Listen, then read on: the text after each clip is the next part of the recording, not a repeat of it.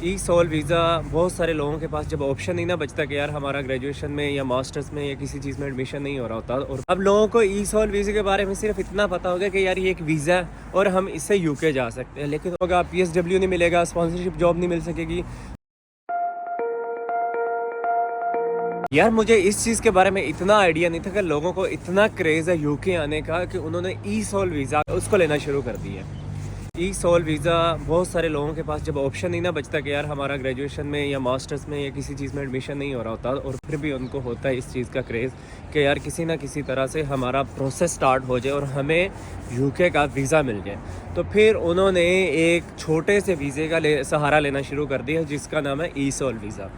अब लोगों को ई सोल वीज़े के बारे में सिर्फ इतना पता होगा कि यार ये एक वीज़ा है और हम इससे यूके जा सकते हैं, लेकिन उसके बाद के जो सर्कमस्टेंसेस है ना वो लोगों को पता ही नहीं होगा, पाकिस्तान में बैठे हुए या इंडिया में बैठे हुए या जहाँ से भी ई सोल वीज़ा का वो वीज़ा अप्लाई कर रहे हैं।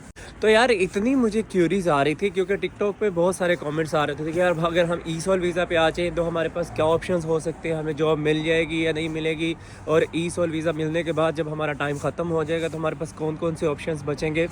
मतलब इतनी क्यूरीज डली हुई है ना आजकल। ई सोल वीज़ा का मतलब समझ लो सीज़न चल रहा है, बाकी सारे वीज़े इस टाइम अभी नॉर्मलाइज हुए हैं, कम हुए हैं, और ई सोल वीज़ा बढ़े हुए हैं क्योंकि हर बंदे को जी पाकिस्तान से निकलना है, इंडिया से मतलब इन कंट्री से निकलना है और यूके पहुंचना है। तो इसलिए मैंने कहा यार ई सोल वीज़ा के ऊपर एक डिटेल वीडियो बना दूं जिसमें आपको ये बता दूं कि भाई ई सोल वीज़ा है क्या, इसको आप ले कैसे सकते हो, और इसके बाद इसके मिलने के बाद जब यहाँ पहुँच जाते हो तो उसके बाद सर्कमस्टेंसेस क्या हो सकते हैं।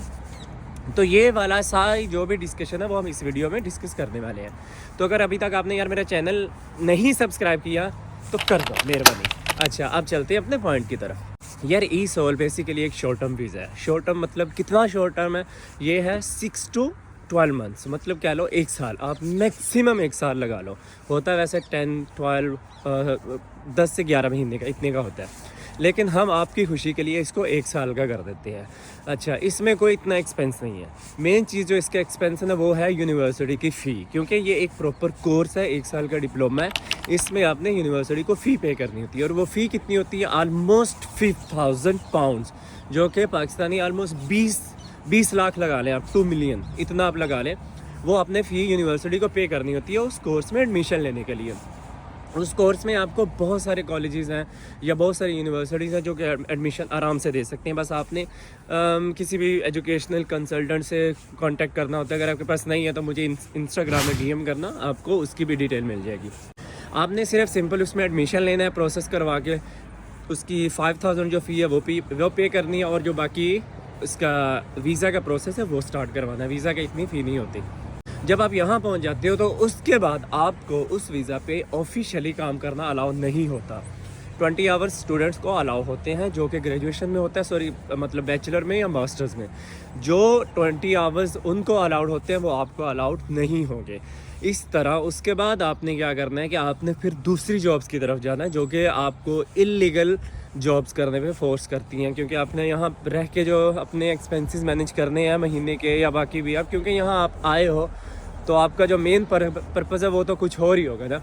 आपने जो फिर बाकी कैश पे या इधर उधर जॉब्स करनी है वो आप उससे कितना ही कमा लोगे।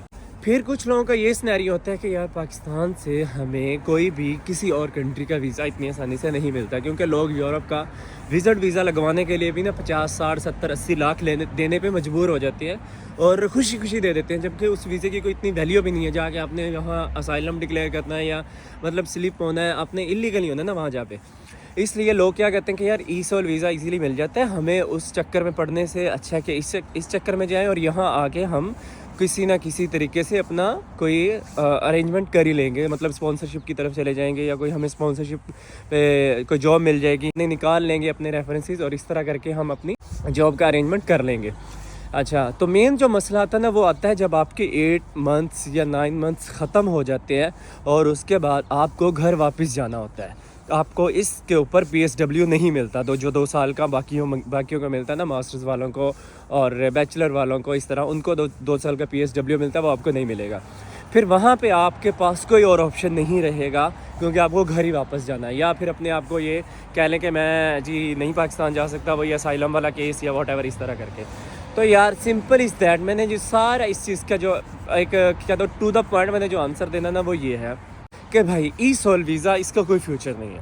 मतलब आप एक तरह से पाकिस्तान से जान छुड़वा के निकल तो आओगे, लेकिन यहाँ आके आप उससे बड़ी टेंशन में फंस जाओगे। मैं आपको डिमोटिवेट नहीं कर रहा कि आप ना आओ, आप ज़रूर आओ। आप आइल्स करो, बैचलर के वीज़ा पे आ जाओ, मास्टर्स के वीज़ा पे आ जाओ, लेकिन ई सोल वीज़ा पे आने का मतलब ये है कि आपने खुद को डिप्रेशन में डालना है। जॉब नहीं मिलेगी, उसके बाद आपका आगे फ्यूचर नहीं होगा, PSW नहीं मिलेगा, स्पॉन्सरशिप जॉब नहीं मिल सकेगी। तो इसलिए ये जो सारे झंझट है ना, आपने अपने माइंड में सोच के रखनी है कि यार ये मैंने सारी कॉम्प्लिकेशंस पाल ली, इनको मैं सॉर्ट आउट कैसे करूँ। स्पॉन्सरशिप जॉब मिलना, ये एक वो आपने दुबई वाला सीन लगा लिया हुआ है कि यार दुबई विजिट वीज़ा पे जाएंगे, वहाँ पे जॉब ढूंढेंगे और वहीं पे रह लेंगे। ऐसा नहीं होता। यहाँ पे यूके में आपको स्पॉन्सरशिप जॉब ढूंढने के लिए एक प्रॉपर इनका 38,000 वाला सैलरी थ्रेशोल्ड है, उसको मीट करना होता है। उसके बाद ही कोई बंदा आपको स्पॉन्सरशिप दे सकता है। अदरवाइज़ स्पॉन्सरशिप लेना यहाँ पे वो वाला इतना आसान नहीं है। इसलिए भाई अपने आप को प्रॉपर प्लानिंग के साथ लेके आएँ, क्योंकि आपने बहुत सारे पैसे लगाने हैं यार। 20 लाख छोटी अमाउंट नहीं होती, और सिर्फ ये 20 लाख तो मैंने फ़ी बताई है। उसके बाद आपका वीज़ा का फ़ी है, आपका यहाँ आने की टिकट की फ़ी है, और इसके अलावा यार बाकी बहुत सारे एक्सपेंसेस होते हैं। जब आप निकलते हो तो आपको पता चलता है आपने बहुत सारे एक्सपेंसेस मैनेज करने होते हैं। इसलिए जब आप लोग इस सारी प्लानिंग को कर रहे होते हो ना, तो यार एक चीज़ ये माइंड में रखना कि यार मैंने ये वीज़ा लेने के बाद मेरा फ्यूचर क्या वहाँ पे।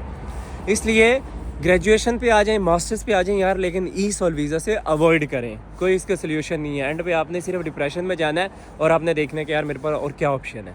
तो अभी मैंने ऑलमोस्ट सारी डिटेल्स कवर कर दी है। फिर भी अगर आपकी कोई क्यूरी है, कोई मैसेज है, कोई भी आपको टेंशन है किसी भी किस्म की, यार मसला आ रहा है कि यार नहीं हमने जाना ही ई सोल पे है, तो फिर आप मुझे इंस्टाग्राम पे DM कर दो। मैं अपनी ट्राई करूँगा कि यार आपको जो बेस्ट हो इन्फॉर्मेशन वो शेयर कर सकूँ।